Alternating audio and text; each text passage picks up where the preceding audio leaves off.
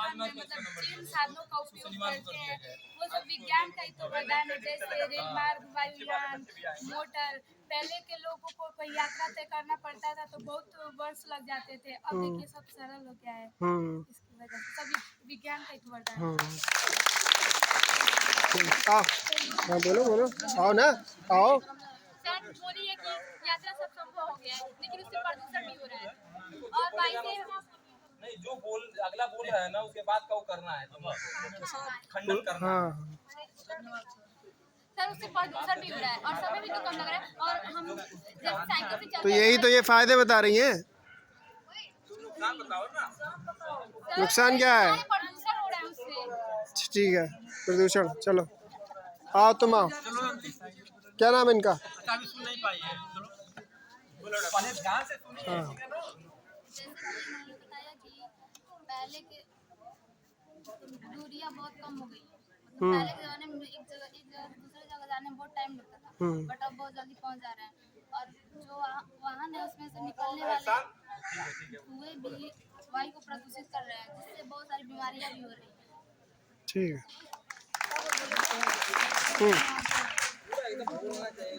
तेज आवाज में बोलो। हाँ आज का युग विज्ञान का युग है। हाँ। जैसे कि आदिकाल से आज तक जितने भी मानव जाति प्रगति कर रही है वो विज्ञान का ही देन है। जैसे हम भली भांति जानते हैं कि आवश्यकता ही आविष्कार का जननी है। जैसे गर्मियों में हमें हवा की जरूरत होती है तो उसमें ज्यादातर हवा पंखा, एसी या कूलर ये सब देती है। प्राचीन युग में असंभव तथ्य कार्यों को संभव कर दिखाता है विज्ञान।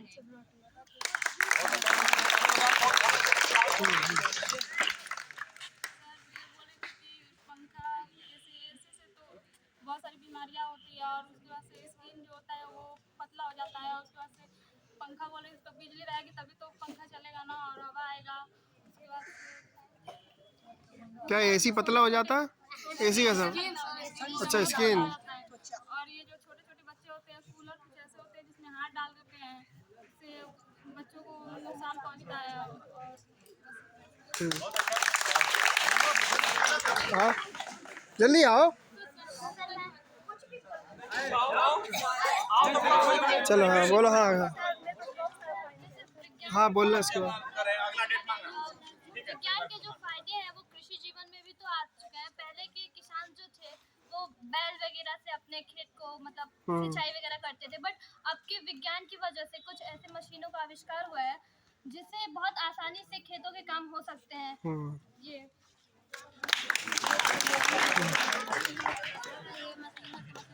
तेज तेज। हाँ बोल रहा है ये मशीनों से आजकल खेती हो रहा है, खेती हर चल रहा है, खेत जोता रहा है तो वो मशीन से तब प्रदूषण भी फैलता है, उससे हानि पहुंचती है।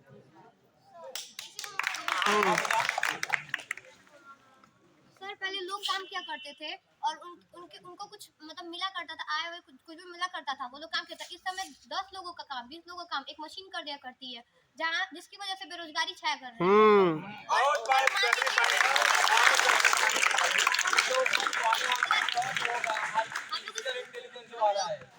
हम लोग स्कूल में आते पढ़ते हैं, अध्यापक पढ़ा रहे हैं, अगर आप लोग की नौकरी कोई मशीन ले ले तो फिर आप लोग कहाँ जाएंगे? और सबसे ज्यादा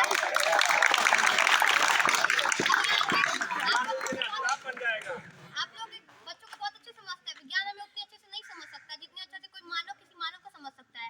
और आप लोग अगर मतलब नहीं रहेंगे तो फिर आप लोग के परिवार को कौन देखेगा, आप लोग को कौन देखेगा? ये मतलब जो विज्ञान है वो कल अभिशाप बन जाएगा। हाँ मतलब जो विज्ञान है वो आप मतलब सारे लोगों की अगर जगह ले लेगा तो फिर मतलब लोगों का महत्व क्या रह जाएगा जिसने खुद ही विज्ञान को बनाया है। बहुत बढ़िया।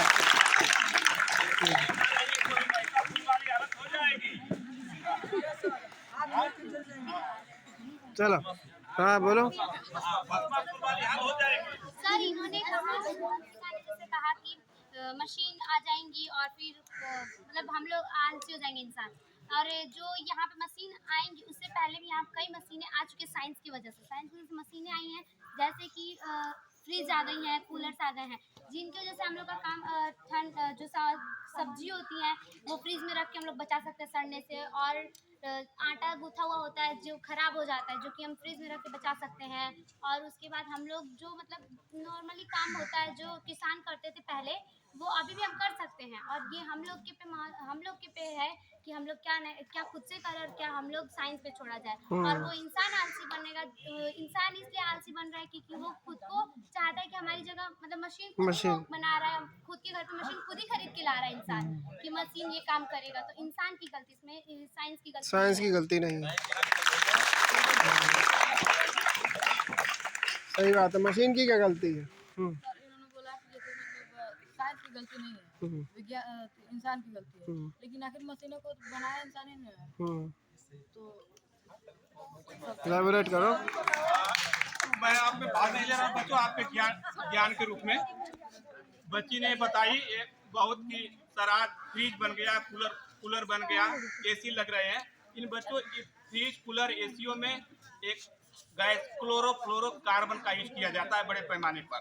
जब एक क्लोरोफ्लोरोकार्बन निकलता है वातावरण में आता है तो सीधा एक वातावरण के नीचे नहीं रुकता है, सीधा ये आकाश की ऊंचाई पर उठता जाता है, वो सीधा चला जाता है हमारे ओजोन परत पर।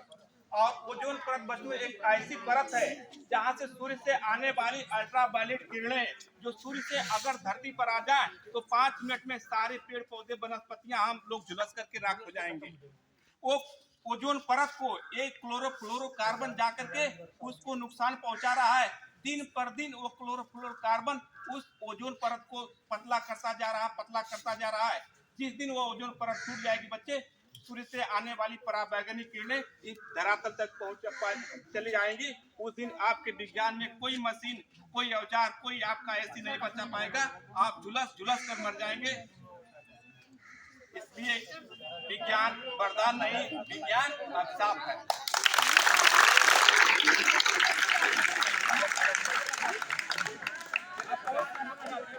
अरे इधर इधर इधर इधर इधर इधर इधर इधर इधर इधर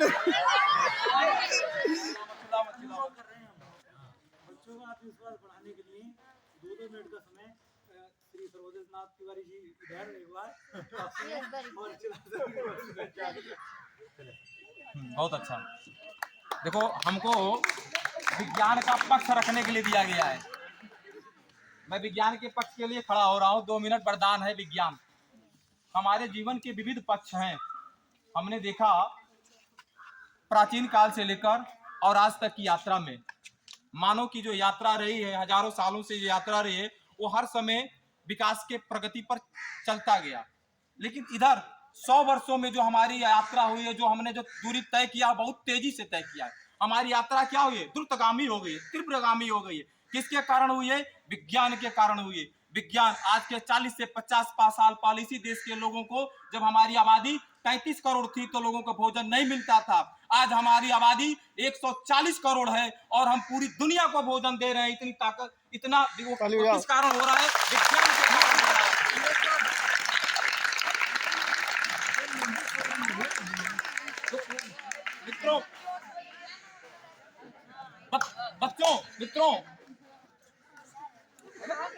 बच्चों, अब ले चल रहे हैं हम स्वास्थ्य के क्षेत्र में चल रहे हैं। पहले क्या था? बीमारियां होती थी, जब हमारे यहाँ टेक्नोलॉजी नहीं थी तो बीमारियां डॉक्टर अनुमान से लगाया करते थे। हमारे यहाँ सुनते थे कि हम लोग वैद्य जी लोग क्या करते थे, नाड़ी पकड़कर, नस को नाड़ी कहा जाता था, नसों को, वो अनुमान लगाते थे, कहते कि ये हो गया है। सही अनुमान नहीं हो पाता था, बच्चे टिटनेस से मर जाते थे। घर वाले कहते थे कि डाइन ने छू दिया है, डाइन ने छू दिया है। बच्चे मरते थे, टिटनेस से मर जाते थे। आज हमें विज्ञान के कारण सटीक जानकारी हो गई है कि वो बच्चे किस कारण मर रहे हैं, टिटनेस के कारण मर रहे हैं, बीमारियों के कारण मर रहे हैं। आज हमारे यहाँ क्या आ गया, उनसे बचाव के विज्ञान ने टीके उपलब्ध करा दिए हैं। आज अभी आप लोगों ने कोरोना को देखा है ना। अगर मैं तुम्हें बता रहा हूँ, अगर ये कोरोना को रोका किसने? टीका ने रोका ना। कोरोना के टीका ने रोका। वो टीका किसने बनाया? वैज्ञानिकों ने बनाया। इसी विज्ञान के बल पर कोरोना का टीका बना। कोरोना का जो टीका बना वो किसने बनाया? इसी विज्ञान के बल पर। साइंस हमारे वैज्ञानिकों ने कुछ ही समय में बना लिया। तो क्या होगा? Let him speak. हाँ। मैं तुमको एक उदाहरण देते जा रहा हूँ। देखिए आगे रुको ना, अभी रुको, बात रुक जाओ। बैठ जाओ अभी। आगे मैं चल रहा हूँ। अब मैं चल रहा हूँ सुरक्षा के क्षेत्र में। सुरक्षा के क्षेत्र पर आज देखो जी दुनिया में क्या है, सुरक्षा हम लेकर चल रहे हैं। पहले सुरक्षा कैसे करते थे हम, हथियार लाठी और डंडों से करते थे ना। आज हमारे पास क्या है, ऑटोमेटिक सुरक्षाएं हो गई है, सीसी कैमरे हो गए, निगरानी हमारे क्या हो रहे हैं, नियम मतलब मशीनकृत निगरानियां हो रही हैं। हमारे पास क्या है, युद्ध के विध्वंसक साधन हो गए हैं जिससे दुश्मन हमला करने में 100 बार सोचता है। अब युद्ध क्या हो रहे हैं, अब समानांतर युद्ध नहीं हो रहे हैं, कोई बराबर के देश युद्ध नहीं लड़ रहे हैं। हथियारों ने क्या कर दिया है, युद्ध को रोक दिया है और परमाणु हथियारों की धमकी ने पूरे दुनिया में क्या कर दिया है, युद्ध को सीमित कर दिया है। पहले जितना युद्ध हुआ करते थे परमाणु हथियारों के बाद युद्ध क्या हो गए, अब कम हो गए हैं, उनकी मात्रा क्या हो गई। हम हल्ला सुनते हैं, जैसे अभी हम लोग सुन रहे हैं, गाजा में सुन रहे हैं, ईरान में सुन रहे हैं ना, इजराइल क्या कर रहा है, लेकिन वो सीमित एरिया में हो रहा है, यूक्रेन में सीमित एरिया में हो रहा है। लेकिन परमाणु हमलों के कारण युद्ध ना फैले, पूरी दुनिया उस पर चिंतित है। सारा पक्ष और विपक्ष दोनों चाहते हैं कि युद्ध न हो। तो हमने क्या देखा, कृषि में हमने देखा, स्वास्थ्य के क्षेत्र में देखा और सुरक्षा के क्षेत्र में देखा। अब चलो जी मनोरंजन के क्षेत्र में देखते हैं। हमारे जीवन का सबसे महत्वपूर्ण पक्ष क्या है जी, मनोरंजन और खेल है ना। विज्ञान ने क्या कर दिया है, विज्ञान के कारण हमारा जो खेल होगा तकनीक आधारित हो गया है। हो गया नहीं, अंतिम निष्कर्ष तो मैं भी बोलूंगा आपके। हाँ बिल्कुल बिल्कुल बिल्कुल सर, कैरी ऑन। क्या अंतिम अकेले बोलो, आइए स्टार्ट करते हैं, आइए बताइए।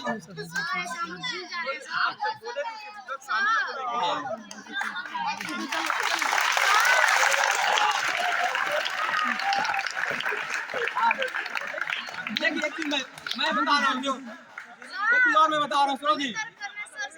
ठीक आ जाना, हम भूल जाएंगे सर, इतना बता रहे हैं, हम अभी भूल जाएंगे क्या भूलना है। बच्चों से तर्क मारा था सर, सब तर्क बोलने नहीं बच्चों करना, उनको 5 बार मौका दिया गया ना। हाँ जी, लेकिन कुल मिला के देखो जी मैं बता रहा हूँ, ये जो है ना, ये मैंने क्या बताया, मुझे विज्ञान की प्रशंसा करना था, मैं केवल प्रशंसा किया, समझ गए ना। मैं वास्तव में अगर समाहार करना है तो विज्ञान का, अगर इस जगह पर मैं आ जाऊं, जगह मेरा बदल जाए, अगर मुझे अपना पक्ष में खड़ा होना है ना विपक्ष में खड़ा होना है, तो विज्ञान का संतुलित उपयोग करना है। ना तो विज्ञान मानवता का विनाश करने की क्षमता रखती है, जो हमको इतना आगे ले जा रही है, वो पुनः उस आदिम युग में पहुंचा देगी। कहाँ, आदि मानव के काल में कुछ नहीं बचेगा, हाथ में कुछ नहीं बचेगा, समझ में आ गया नहीं यार, उसका प्रयोग सही से करना है। चलो चलिए बच्चों, सर ने पहला कृषि पर दिया अपना, या कृषि के पक्ष में कृषि से शुरू करते हैं। बच्चों जब सुनो सर की बात देश स्वतंत्र हुआ उस समय हमारी जनसंख्या आज से बहुत कम थी। उस समय फिर भी लोगों को भरपेट भोजन नहीं मिल पाता था, लेकिन उन भोजनों में जितना भी भोजन मिलता था तो थोड़ा भी भोजन मिलता था, एक टाइम का भोजन मिलता था, जिसमें यूरिया, पोटास, डाई ये नहीं हुआ करता था। आदमी स्वस्थ हुआ करता था, एक टाइम का खाना खा लेता भी था तो उसके लिए वो भरपूर 3 टाइम के लिए एनर्जी उससे मिल जाया करती थी। आज हम लोग आज अपने सिर्फ नूनापार गांव में हम बात करें तो यहाँ हजारों बोरियां जो कि यूरिया आती होगी, डाई आती है, पेस्टिसाइड आती है, कीटनाशक दवाइयाँ आती हैं, सबके सब आपके खेतों में डाली जा रही हैं। उन खेतों से होकर के धरती के नीचे रिस करके वो पानी में चली जा रही हैं, जहरीला हम पानी पी रहे हैं। वो डाई, यूरिया, पोटास हमारे वो अनाज के माध्यम से भोजन के रूप में हमारे शरीर में चला आ रहा है बच्चों, और हमारे शरीर दिन प्रतिदिन उस डाई, यूरिया से खा करके खोखली होती जा रही है।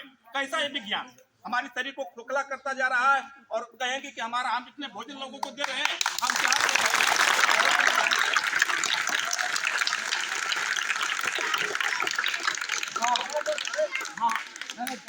बिल्कुल बात से मैं आपके सहमत हूँ, प्रिंसिपल साहब के इस बात से सहमत हूँ कि रासायनिक खादों के उपयोग से, कीटनाशकों के उपयोग से हमारे स्वास्थ्य पर प्रतिकूल प्रभाव पड़े हैं। ये बिल्कुल इस बात से आपसे मैं सहमत हूँ, लेकिन हमारे विज्ञान के कारण आज ऐसे दवाइयाँ और ऐसे कीटनाशक आ गए हैं जो स्वास्थ्य के लिए प्रतिकूल नहीं है, जिनको कहा जा रहा है बायो फ्रेंडली कहा जा रहा है, इको फ्रेंडली कहा जा रहा है, उन कीटनाशकों का प्रयोग करें, हम जैविक खादों का प्रयोग करें, जैविक दवाइयों का प्रयोग करें, जिससे हमारा उत्पादन क्या होगा, हमारा पर्यावरण के अनुकूल होगा और स्वास्थ्य के अनुकूल होगा। हाँ, पतंजलि वाला है।